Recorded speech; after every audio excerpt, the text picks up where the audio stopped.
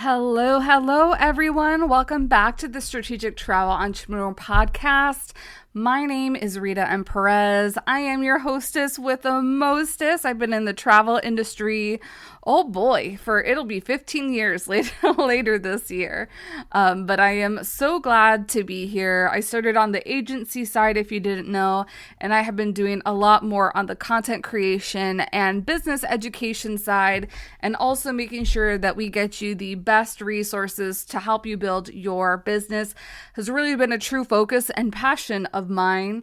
And I'm super excited that you are here as always for another wonderful episode, especially as we start off our content creation series, which is something that I have wanted to do for quite some time, but I don't know why. I procrastinated on it. Kind of similar to what I was mentioning last week.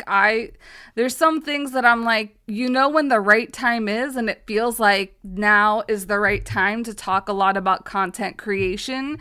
And it's also hard a little bit for me to talk about content creation because it's easier for me to show you than tell you. So these next couple of episodes are going to be real interesting because today we're going to lay a little bit of the blueprint of how you should be creating content within your travel business. Before we get into that, I did want to shout out listener in Toronto, Canada, who sent in some fan mail, sent me a text. This was such a great episode. Thank you so much. And I have been so overwhelmed. I hope that gave you the boost. I'm pretty sure you're talking about my superpowers episode. So that one was a really fun one for me to record. And it gave me a boost recording it. So I'm glad that was really helpful for you. The other thing that I have to mention to you, Summer Camp at Sea. I've been talking about this for a couple months now, but friend, if you have been waiting to put your deposit in, please do not wait any longer. I have gotten the intel that balcony cabins are very, very scarce on our sailing. So if you're like, oh shoot, I've been meaning to do this for a couple of weeks, it is time now to go ahead and register for Summer Camp at Sea. If you didn't know what Summer Camp at Sea was, you can always go to summercampatsea.com. You're going to get kind of like a little like teaser about what we're doing at Summer Camp at Sea with these content creation episodes, because it is like a workation event where you are doing some work while we are on our 3 days at sea during this week-long cruise to the Caribbean. And doing work means like we're refreshing our businesses, refreshing the systems within our business. All that stuff that you probably thought, just set it, forget it, never going to have to touch it again. Yeah, we need to do like some maintenance to refresh these things. And so that is a majority of what we're going to be doing at those days at sea. Because I'm really great at content creation, though, I will be getting lots of content of you as we are cruising. So we're going to do like some stage shots. We're going to do lots of candids. So this past week when I was helping out with a fam, so many of the travel advisors were like, can I just hire you to come on my next trip with me so that you can get pictures of me? Which I would love to do. So if you want to hire me to do that, happy to do that as well. But if you're kind of like, that is not in the budget to hire Rita solely, but it is in the budget to go on a cruise, mastermind with other business owners, get the dedicated work done, because we all know, myself, yours truly, I will say that I need to do my business maintenance stuff and then not do it. So if we're all together, we're going to hold each other accountable. So yeah, summercampatsea.com. You can always email me for the details. Do not wait, because I don't want you to miss the boat. I had to be cheesy. I had to throw that in there.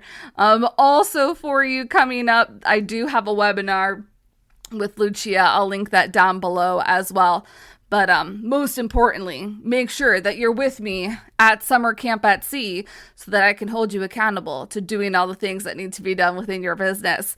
So let's talk about content creation. So, and I have so many stories. of when I first got started with content creation. A lot of this is because I was listening to other so-called coaches who were saying, just do these things and all the clients are going to be rolling up into your business. And I did all the things and none of the clients were rolling up into my business. So I was like, hold up a second, you lied.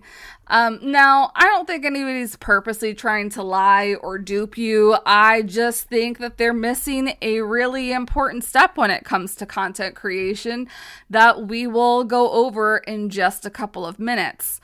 So if you've kind of been posting that content similar to how I was, but you're not seeing traction, there is a missing piece of information, because for me, content creation is not a meet/attract method. Can it be? Certainly can be. But there's another component that I would say is equally / a little bit more important. And that's really that you have to be bringing in new people to your atmosphere, because putting content out there, it's not an attraction strategy. It's a nurture strategy. It's a connect strategy. It's typically you've met somebody somewhere. Maybe you found them on somebody else's social media. Maybe you found them at a networking event. Once they have found you, they know about you. They kind of want to dig a little deeper into your world.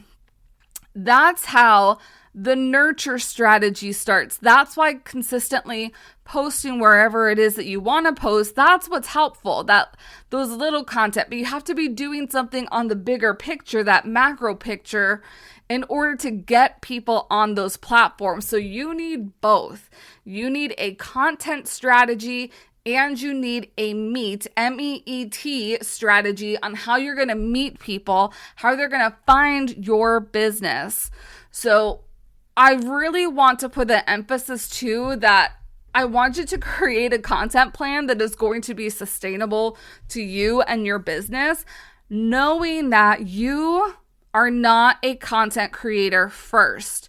You are a business owner first, and you have to create content to support the growth of your business. You're not the only business owner out there that has to do this, but I also want you to I guess almost take away some of the pressure that there kind of can be with content creation, that it is very beneficial. You should definitely be doing it for your business, but that is not necessarily where the money comes from. It's not generated from your content. It's generated from your services. So your content really needs to showcase the services that you have and the authority that you have. So people are like, I need to book my travel. I need to book this experience with this person because they are exactly who I need. They know all the ins and outs. So if we're talking about one of the pieces of your content strategy, let's go back. Let's do some story time. I feel like I'm sharing more of my stories with you a lot recently. So back in 2018, I actually attended a travel entrepreneurship event, and there was a lot of talk about sending out weekly emails and then also posting consistently within social media. So I was like, okay, I'm seeing like so many people are having success with this. I need to do this exact thing. So I did. But after about a year of me posting on social media and then me sending out these emails, I really wasn't getting the traction that I was hoping for within my travel business. And a lot of the reason that is, I can see it in hindsight, it's because content alone, it's just not enough. I wish that more people would talk about this, is that yes, content is really important, but even more important, especially if you don't have a community, if you don't have a network, because sometimes if you already have like a built-in community or built-in network, your content strategy is going to gain so much more traction than somebody that's starting at square one. So we're going to kind of pretend like I'm going to talk through the lens of starting from square one. So I don't want you to compare yourself with other people who do have big communities around them, who are able to like just start their travel business and immediately take off. Not every travel business is not created equally. We all have different circumstances. We all have different circles. So give yourself a little bit of grace. If the new travel agent down the road is like gaining so much popularity, but you're still not, we're going to work on that strategy a little bit for you. And that is the attraction/meet strategy. You probably know it more as the attraction strategy. I like to say the meet strategy, MEET, because you need to be proactive in your travel business. While yes, creating content is one way to be proactive, you're waiting for people to find the content. No, I don't want you to do that. I don't want you to be out there waiting. I don't want you to be like Rita from 2018, 2019, who was putting out amazing content and then like, when are people gonna start calling me? You have to go to where the people are. And going to where the people are can be physical or it can be virtual. Because thankfully, especially in our current atmosphere, there's so many different ways that you can meet people. There's lots of different virtual events that you can network with people and find new people there.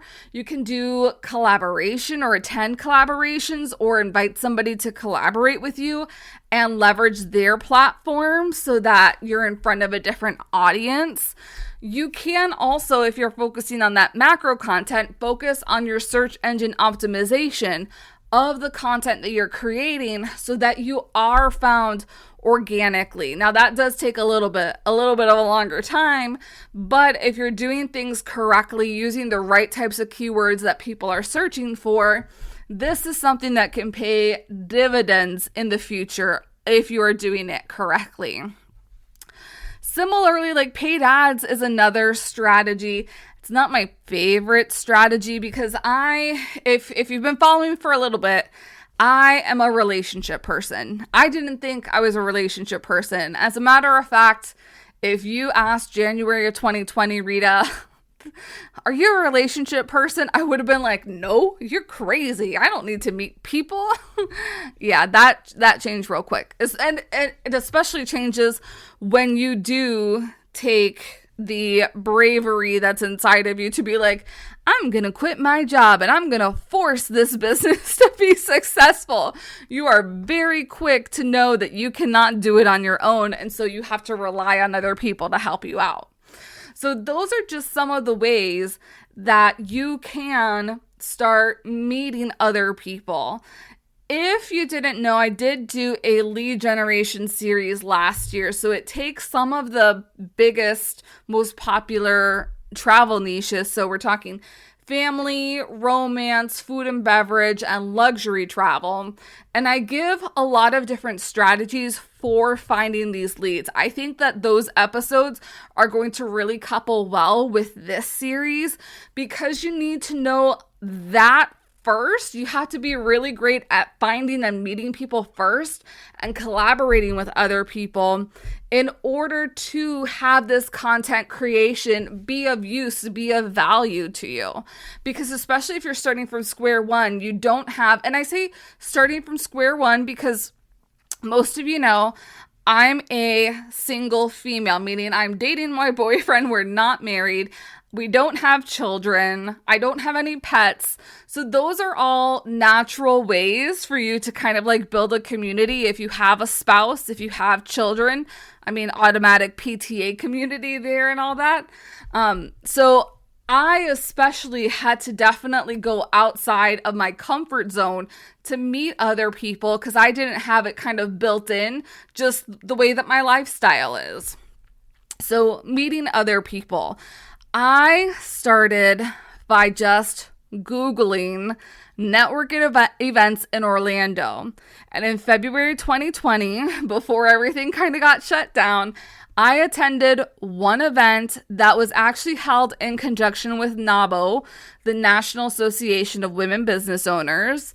And that one event opened so many doors because the guest speaker had so many different like business educational events that I attended, and I was able to meet other people. I took some of her business classes and was able to meet other people through her business classes.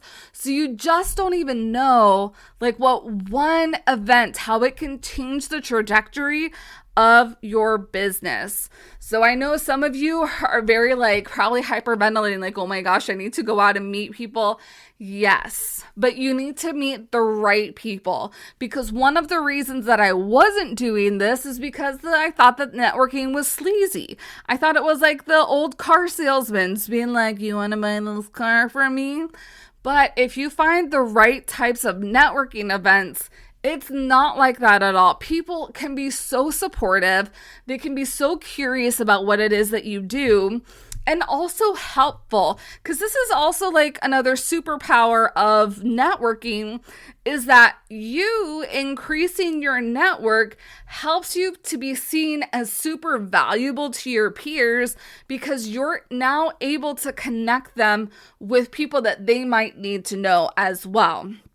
So that is something that I would also strive for, is to be a master connector. Like, always be curious, always be open to listening to other people's stories, because it's going to make that a little bit easier, especially if it's not easy, because it is not easy for me to put myself out there, especially in person. I am much better like on a Zoom session or communicating with you on LinkedIn.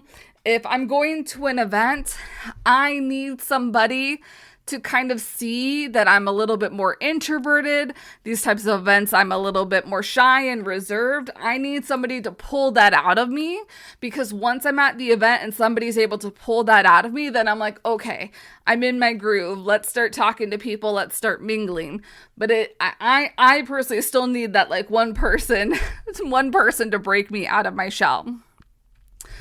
So thinking about that too, I know we talk a lot about still and I'm not saying that posting on social media and sending emails is bad, because I'm going to share an email story with you soon too. But I want you to put maybe a little less effort into content creation, especially if your network isn't where you need it to be. So if you are still experiencing kind of like crickets, if the phone's not going off, if you're not consistently receiving the amount of inquiries that you would like, you really need to focus on your meet strategy. And so is this something like that you're going to put yourself out there once a week, once a month, every other week? How are you going to do it? Because it can come in those different ways that we talked about as well. Is it the networking? Are you going to collaborate with somebody who has a business, but something like indirect to your business? Are you going to invest in learning in SEO a little bit more? Are you going to invest in learning about paid ads a little bit more? So figure out what that strategy is. And I want you to make it as important. This is something like myself that I'm also telling myself to remember, is that needs to be as important as your nurture strategy.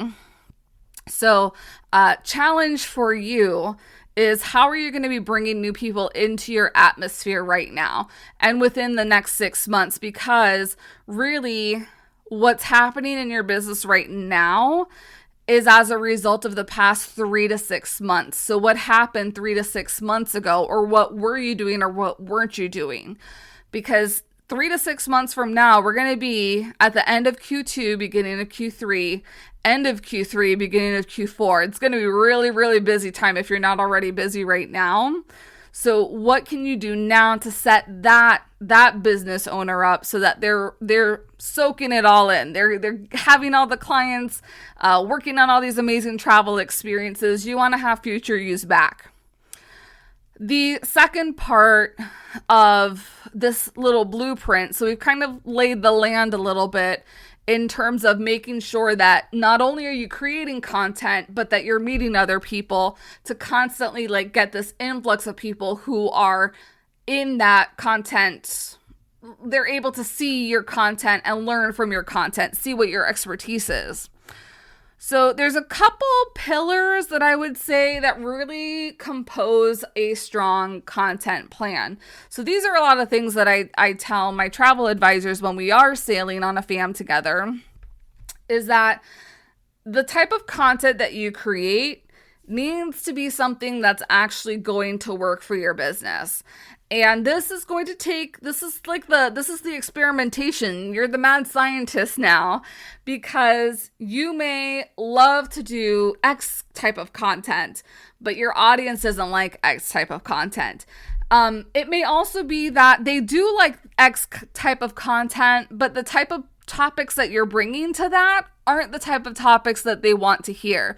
So there's a couple like different diagnoses, because it can be like the right platform, but the wrong type of content. So you just have to adjust the type of content that you put out there. And I also want to put out there all of the different tactics, all of the different strategies. They definitely work. They are not going to work for everybody though. So when somebody says, this is the only way that you can grow your business, I'm like, my ears perk up, because I'm like, you're not being truthful. It could work for your business, but this might actually be a little bit better. Because if you told me that the only way to grow my business was through YouTube, I wouldn't have a business. I think that's why I've been able to grow my brand so well through podcasting. Is it's a medium that comes super easy and natural to me. Now, if you listen in on some of my earlier episodes, those are probably a little rough. Those are a little rough, because we don't all start like from the amazingness era. Like you have to start a little rough, like the little eaglets. Is anybody following the little eaglets in Big Bear? You have to start out as like those cute little fluffy eaglets, and then you can like blossom into the amazing bald eagle that you'll be one day. So you have to start somewhere. So figuring out what is that for you. And I always like you to start at content that will really give you a bang for your buck. So that's the macro type of content. So, and when I say macro, it's something that can be searchable. So I think of like the different senses: audio, podcasting has search SEO. A YouTube video is also a macro type of content, because YouTube is a search engine. So people are searching for information, especially travel information. And then blogging is kind of like the original SEO, the original dog that's here. And that's, you have to use keywords and make sure that you're putting out beneficial content, because people are able to search for that, not only on search engines, but now through artificial intelligence. So that's why I say, like, pick one of those three. I would also give an honorable mention if you're trying to do things like LinkedIn Lives or Facebook Lives. I think that those can be searchable, especially if you're using a Facebook group.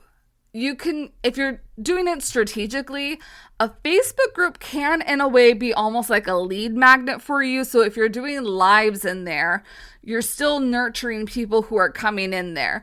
And the more that people are engaging with that content in your Facebook group, the more Facebook is like, I need to refer this Facebook group to other people that are going to appreciate this content as well. So, part of this story too, where it comes from, like how it's actually working for my own business, is I definitely used to be one of those people. I'm gonna do this. This is an interesting topic. Gonna put that, like throwing all the ideas out there. Whereas now, and that's why I'm like, content really is one big mad science experience, because you have to figure out what is the content that is really resonating for your audience that can help build your travel business. And I say this from the perspective of, like, this is where stats are really very important, because there are some episodes and some things that I do that I'm like, some pieces of content that I put out there that I'm like, this is such a really great piece of content, but it flops for whatever reason. You don't like it. And then I'm like, no, but this is so helpful for somebody, which kind of gets me to start thinking too about one of the methodologies I want you to remember is think about the content that people want, not necessarily the content that people need, because it's typically that content that people want that's going to do really well. The content that people need might not do so well. So don't take it personally too. Usually if I'm like, people need to hear this, people need this type of content, I'll try and sneak it into something where it's people want to hear it so that you can get the important message still in that. So a takeaway from this about really creating content that actually works for your business is to check all the stats. So if it's blogging, what's the analytics that you're finding on Google Analytics? If it's YouTube, what's your YouTube analytics? Like, I feel and I think like most content creators will say YouTube analytics is probably like chef's kiss top notch. And then actually, funnily enough, podcasting stats aren't the best. So I'm hoping somebody is figuring that out personally, that puzzle on how we can get podcast stats or better podcast stats, because everything is a little bit scattered right now. So this will also help you so that you're creating content that's beneficial and not just creating content because you need to create content. Which kind of gets me into like the second pillar, which is you don't always have to create new content all the time. I am a huge proponent for repurposing your content. Especially, you just heard me say you are not a content creator. You are a travel business owner selling your services. So you especially should be honing in on this macro content and then repurposing this macro content. And it's going to be so much easier when you use artificial intelligence to repurpose the content. Because, I mean, you can write a blog post and use the blog post in multiple different ways. You can create reels from it. You can create carousels from it. You can record a podcast episode if you wanted. But if you just put in, here is this blog post, I want you to repurpose it in 10 different ways. I need a variation of scripts for social media. I need carousel posts. I need quote, whatever kind of like micro content works for you. Just put that into AI with all the information that you need, and it will spit out a really beautiful, again, chef's kiss content plan for you so that you can repurpose it.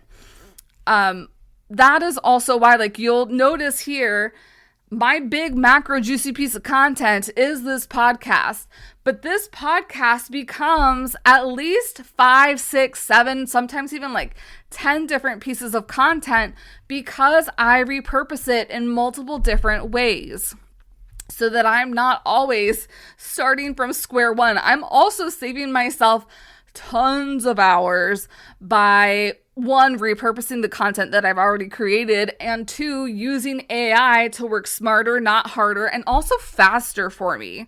So my previous how I was repurposing content is that I was using a specific tool, an AI tool. It's not my favorite anymore. The content is poo-poo. So I really just use it to be making my transcripts. And currently what I've been doing is putting the transcript from each of the podcast episode into Claude AI. I find that Claude writes better. It writes more human. So if you haven't dabbled in Claude AI, there is a free version. I am on the paid version because I talk to it so much. Because a lot of the free versions of AI, they only like go to a certain capacity and then they're like, you got to wait till tomorrow or you got to pay me. So I'm like, I'd rather pay you the $20 because you are saving me so much time and so much brain space in my head to do this. So one podcast episode now, this could change in the future, and I have had a couple different iterations of how I do repurpose my content, but what I am exploring at the moment is using that transcript and creating a Facebook reel. I'll do it where like I have a hook on like one part of the Facebook Instagram reel, and then at the end I'll have a call to action that typically says something like comment pod up, and I'll send the link to you. Some of you have already kind of like tried that. I do it through an automation called ManyChat, so I don't even have to send the link. Like, it's an automatic thing that happens in the back end, again saving me time and brain space for me having to do that. That reel, I will actually download that and I will re-upload that on the Strategic Travel Entrepreneur Podcast showcase page on LinkedIn. Excuse me. So on LinkedIn, you can have a business page, and then you can also have a showcase page that's related to the business. So if you are kind of like having your own podcast or like your own live program or YouTube lives, you can create a showcase page for your travel business that kind of highlights the content that comes out of that portion. So I do that. I repurpose the reel on the podcast showcase page, because there was a graphic that I was always using on Instagram and Facebook to kind of announce the podcast. That didn't really work on those platforms. So I'm like, you know what? I still like the graphic. This might work on LinkedIn a little bit better. So I will ask. And I'm always asking AI for this. Like, I'm not starting from square one. So I will ask AI, hey, can you create a really good hook? It either needs to be story-based, it needs to be data-based. There's a couple different like hook options that I give it. And I ask it to give me like 3 to 5 different options so I can pick which one. And sometimes like I'll combine a couple. Then I will tell it, I need you to do the same thing, but I need you to think as a LinkedIn strategist and recreate this as a LinkedIn post. So the graphic that I normally was using on Facebook and Instagram, I'm now only using on my business page on LinkedIn with the caption that it's giving me there. Then I have been doing this, I think almost a year, at least 6 months now, where I will repurpose the transcript and I'll ask AI to create a LinkedIn newsletter for me. Now, I'm thinking about changing the way that I create this newsletter, because it was really popular when I first started it, and then I think it like lost a little bit of traction, probably because I had used the other AI that wasn't helping me out. But I also think that this is another reason why you need to like be fluid with content creation also, because trends are going to change. So I'm like, I think I need to change the way I structure my LinkedIn newsletter. So that's personally something that I'm thinking about. But I have AI write that, and then I'll just adapt sometimes in my language. And then something that's new to me is that I do want to get into YouTube this year, but it cannot be on the high priority list, because my blog is on the high priority list this year, and getting caught up with all the cruise content, library content is high priority. But I can still be active on YouTube because they still have this community feature where technically you can post like as a social media post. I don't think it gets that much traction, obviously, because YouTube is a video platform, but at least it kind of shows that I'm a little bit active on YouTube. So I will ask the AI to write me like, okay, great, you did this on LinkedIn. Now I need you to act as a YouTube strategist and make me a post for this. So that's kind of like how I repurpose the content. It's one big piece of content, and I just reuse it for a lot of the smaller pieces of content for whoever may be following me on whatever platforms. So that is my biggest recommendation. The biggest takeaway from that is do not burn yourself out and think you have to start from square one every time that you're creating content. I also want you to be comfortable with repeating messages. I mentioned this to the fam last week. I guarantee there are people who have been following you that have still not heard that one piece of travel information that you may be talking about and have talked about for years. There has to probably be a different way, because that's also what happened to me, is that sometimes people will say the same things and then they say it the 7th time or the 5th time or the 10th time, and I'm like, I finally get it. And that's like the moment, output that we want your clients and your followers to get when they're following your content too. The third pillar in here is that we don't want you burning yourself out. So you have to do the thing that's going to keep you the most consistent. So again, if writing is going to be the simplest thing for you, focus on the blog. If you have a lot of fun being on camera, if you're okay putting yourself together, if you're okay with editing videos, do the videos. If you're kind of like me, you like talking a little bit, but you don't want to put like makeup or the different like fancy clothes on, podcasting might be your thing. So you may want to test that out too. But I highly recommend do not all do them at the same time because you're going to burn yourself out. It is not until this is my 4th year. Actually, I think this is like our anniversary episode for 4 years of the Strategic Travel Entrepreneur Podcast. So woo! Happy birthday, everybody. But it has taken me it was last year when I was like, I want to start creating a blog for the podcast, repurposing the content that is already. So that is also another piece of content that will come up from the transcript is a blog post. I would not have been, I don't think, there's no way that I would have been able to be consistent to give you a new podcast episode every week if I was also having to put a blog out and if I was also having a YouTube video come out. I needed to start being consistent with one thing in order to master and hone that one thing to be okay, I can add something else to the mix here and be really, really strategic about it. So that I want you to think about that as well. You do not have to do all the things, and you can look like you're doing all the things by repurposing the one big thing.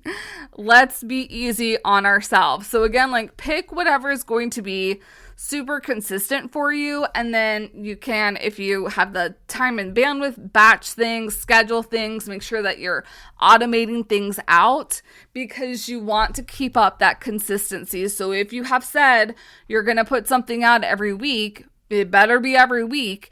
If you have said that you're going to put it out every month, it better be every month. You need to stay on top of that because at some point people are going to start expecting that from you as well. So we've talked a little bit about your meet strategy. Your attract strategy has to be super important in order for your content strategy to work. We've talked about the 3 pillars of having a strong content plan. So making sure you're doing content that actually works for you and that you also want to be doing, using that repurposing, and then also being consistent with content creation. So the last area that we really need to focus on as we're kind of creating this content blueprint for you is turning that content into booked clients, because that is the whole point of putting content out there, that it supports your travel business. So remember I said I had an email marketing story for you. We're going to circle back to that now because back in 2018, 2019, I was consistent with that email marketing because that's what they told me to do. I will say the one cool thing about that is because I was being consistently in my current audience and my current clients' email inbox, is that people started asking, inquiring me for different trips. And I don't think that would have happened if I hadn't been consistent with my email marketing. And pretty much because we're technically mostly virtual businesses, there's no way for me to be hey, how are you? Hey, I'm still in business. Hey, you should do this with me. Hey, you can do that with me. But that is what email marketing can do. It can be hey, just to let you know, I'm still in business without necessarily saying that. So you're putting out helpful content within your email marketing. And because people either read the emails, maybe they just see your name pop up in their inbox, that puts you back up to top of mind for them. And that is what the important part is. That is why that it's connected to the meet strategy as well, because people need to, there's this awareness that people need to have. You don't want people to forget about you once you've already done the hard work about getting your booty to some sort of networking event. Like, you had that is a brave thing to do, because it can be very scary, especially for some introverts. Some of us introverts like put ourselves out there. So if you have done the brave thing to do the super hard part, then you need to do the other brave thing to stay in their face. And this is not like a little kid going like, mommy, mommy, mommy, mommy. This is just you being like, hey, I'm still around. I'm still here. I can still help you. And that really keeps you, again, top of the list. If somebody wasn't thinking about a vacation, hopefully they're like, oh yeah, we haven't taken a vacation in a while. Maybe we should call so-and-so to start planning that for us. So that is definitely one of the big benefits. And that is also why, or like one of the ways that this content creation can lead to more paid and booked clients. Because especially when you're meeting people out in the wild, they are probably not ready. Like, I always love to give the dating reference. You're not going to a networking event and being like, would you want to marry me? I think we should get married. Meaning, do you want to book your travel with me? That's not always what's going to happen. There's a lot of people who like, you need to date me first so that I know that you're a good person, so that I know that we have a values alignment, so that I know what you're talking about, so that I can like really get to know you, so that I can trust you, especially if I'm spending 10, 15, 20 plus thousands of dollars for this really big, maybe once in a lifetime, maybe life-changing trip. Because travel is a pretty big investment for many, many people. So they've gotta know you. You gotta warm them up a little bit before you can be like, let's get married, aka let's book your next trip. So that's what content can do for you, is that dating process. It builds that know, like, trust. So whenever somebody is ready to buy, or whenever you put a piece of content that's like, oh my gosh, that's it, we got to do that. I'm so excited. Let's do this. They are immediately going to call you and be like, hey, let's set this up. This is also why it's important to have some sort of sales funnel. Like I always talk about this, the social media sales funnel, because it's not just that you're posting or emailing, but how are you getting them to convert? Are you occasionally asking for the sale? Are you telling them that they can book a discovery call to talk about their next trip with you? Do you have a landing page for a group trip so that they're able to like start putting deposits that way? You have to like have all the systems in place as well so that your content really does work for you. And if you happen to reach some sort of virality, like the people already know automatically where to go. Like you're making it easier for people to make a buying decision, not only from the content, but also the systems that you have in place. And I'm also a big proponent that every piece of content does need to have a purpose. There's a lot of different purposes that can be out there. It can be just a relational engagement, funny, haha, we're buddies type of post. It can be educational, like people need to get the UK ETA or the European ETIAS now. It can be authority building, like I would never travel during February, or I would only travel through this cruise line, or whatever that might be. It can also be some sort of conversion piece where you're wanting people to call you up, or you're wanting people to be a client to you. Now, I will tell you, you don't want to have a lot of those conversion type of pieces of content because they do not do well for any sort of most business owners will tell you it is their lowest viewed, lowest engaged piece of content is that conversion piece. But you need it because you're in business, and so you still have to offer that invitation to people. Like I would not offer that invitation to people. So it's kind of like a recap for this little blueprint that you've kind of gotten in there, is that a content strategy really is not just about posting.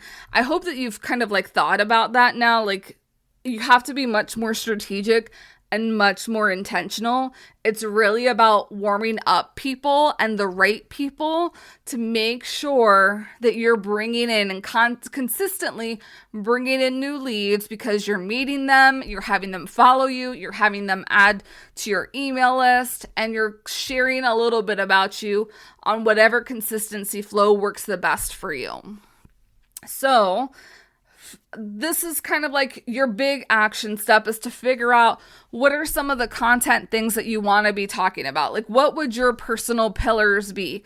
When I was focusing on the travel agency side of things, because I was doing cruise ship retreats, obviously like destinations was one of my content pillars. Travel tips, hacks, and things like that was another content pillar.